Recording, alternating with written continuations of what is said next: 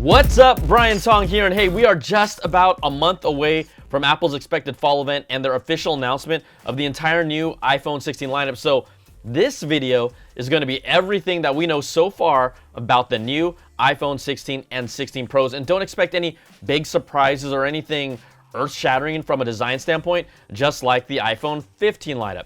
Now we're expecting to see Apple bring 4 models, once again with the iPhone 16, 16 Plus, 16 Pro, and 16 Pro Max, but there will still be some more subtle design changes and new features like there always is. But first up, larger displays.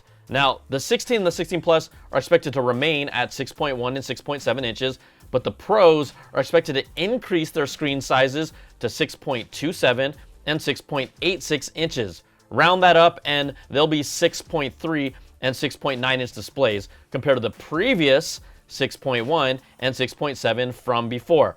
And it would be the largest display sizes we've ever seen on the Pro lineup. Now, Apple reportedly also plans to use a new ultra-thin bezel technology to minimize the bezel at the bottom of the display, and this will be applied to all 4 iPhone 16 phones. But the Pro models are expected to have the thinnest bezels of any smartphone and will even be thinner than the current 15 Pro series. Now, what will help support a larger display? Larger batteries, and we might see an increase in batteries across most of the lineup. Now, reports claim the iPhone 16 will increase by 6% over the iPhone 15. Now, the iPhone 16 Pro will have a 9% increase over last year's model, the largest that we're expecting, and the iPhone 16 Pro Max will have a 5% increase, and then the 16 Plus is rumored to have a 9% reduction. Now, reports also claim we could see a new stacked battery technology brought to the iPhone family to increase its energy density and extend the life of its battery over time. More battery is always better if this holds true, and the Plus model, it's recently been touted as Apple's best battery life on an iPhone for the past few years, but I think maybe the reduction this time around might be partially because that wasn't a strong enough selling point when there's just a $100 difference between a 15 Plus and a 15 Pro. I mean, if you're in that predicament, what are you going to do? I'm going to go Pro. Now, the biggest new rumored feature has to be the new capture button, which brings all new camera capabilities, something that I'm actually pretty excited about. It's expected to be on the lower right side of the iPhone and replace the millimeter wave antenna position on US phone models, which will then be moved to the left. So when you rotate the camera for photos, the new capture button is naturally going to be right there up top here on this right hand finger, index finger. This button will reportedly be touch sensitive, with a half press doing a quick focus on a subject, and a full press will take a photo or start recording a video. You'll also be able to zoom in and out by swiping left or right on this button. I just love the idea of this new functionality, and this also aligns with how Apple thinks about the camera when I talked to Greg Joswiak during my interview at Apple Park. Look, we're so proud of what we're doing with video on iPhone that the reality is we don't look at other smartphones as the competition. We look at professional video cameras as really the benchmark that we're up against, right? How do we create cameras as good as that? And I feel we did that with the 15 Pro and 15 Pro Max. See, they aren't looking at what others are doing. They're just trying to make the best camera they can. And really, we've seen it happening right before us. But this is even another step to now making our phones the best camera we have from a functionality standpoint as well. Now, cosmetically, if we're talking about the iPhone 16 and 16 Plus, they will feature a pill-shaped vertical camera arrangement, taking us back to the iPhone 10, right? A little throwback there. But this will have a wide and ultra-wide camera, but the layout is also to enable spatial video recording for the entire iPhone 16 lineup, which then directly supports content for the Apple Vision Pro and then future versions of that headset. I'm hoping that we'll see 4K video support for spatial video this year. Right now it's at 1080p, but no word if that's happening or not. And spatial video has only been available on the 15 Pro and 15 Pro Max up to this point. Now, the camera system in the Pro lineup is also expected to get an upgraded 48 megapixel ultra-wide camera lens, which will capture more light and improve these 0.5x wide angle shots, and could also enable 48 megapixel Pro RAW photos to be shot in ultra wide mode. The 16 Pro Max is also rumored to be getting an even bigger main camera with an advanced custom 48 megapixel IMX903 sensor. So images are expected to continue to get better. Another perk for the 16 Pro Max, an even better, what they're calling super telephoto periscope camera for an even better optical zoom. It already does a 5x optical zoom, but this super telephoto camera could bring to life things far off in the distance like animals or sports, just letting you take pictures with still that soft buttery background, but keeping the subject in focus from more than what it already does. This could be interesting and bring, raise up the versatility there. Now, you talk about the 16 Pro, that will reportedly finally get a 5x optical zoom with a new tetraprism lens that has been exclusive to the 15 Pro Max.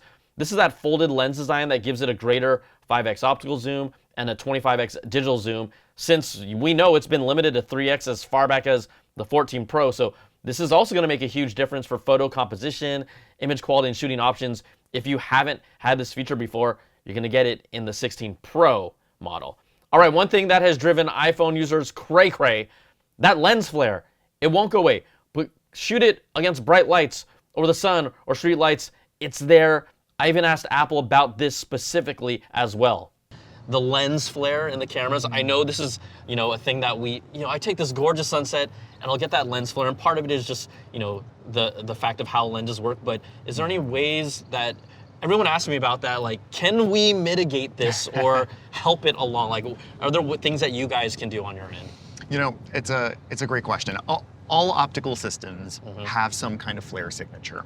So when we're designing our cameras, we're always trying to optimize for camera performance overall, features, reliability, and when we also leverage advanced computation to mitigate flare when we can. And so this is an area we're constantly improving. We've already gotten some magical improvements that run behind the scenes today.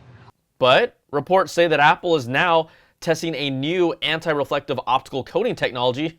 Yeah, try saying that 10 times fast. Anti-reflective optical coating technology, anti-reflective optical, actually I could probably do it. But for its iPhone cameras now, right? That could help reduce those nasty lens flare artifacts and ghosting you see sometimes. If that comes to the 16 lineup, everyone would be ecstatic. I know you all. Okay, now inside the iPhone 16 lineup, we are also getting upgrades.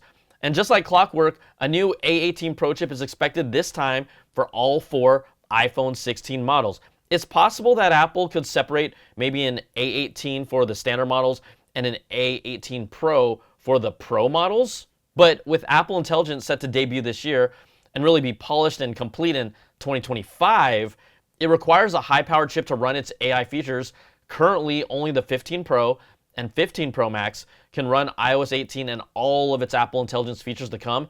The entire 16 lineup is also expected to get 8 gigs of memory here, and Apple hasn't officially said, but really we know 8 gigs of memory appears to be one of their minimum requirements that Apple has for running Apple Intelligence with iOS 18. The 15 Pro, the 15 Pro Max, they're the only current iPhones that can run iOS 18 with Apple Intelligence, and they both have 8 gigs of memory. And also 8 gigs is a lucky number in Chinese culture, so I like that too.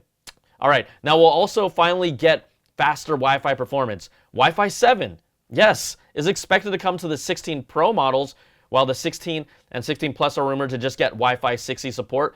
The reality is that you're going to need to have other 6E or Wi-Fi 7 hardware to really take advantage of these speeds, but it's taken so long for Apple to finally get here that if this is happening, it is a welcome upgrade if it happens.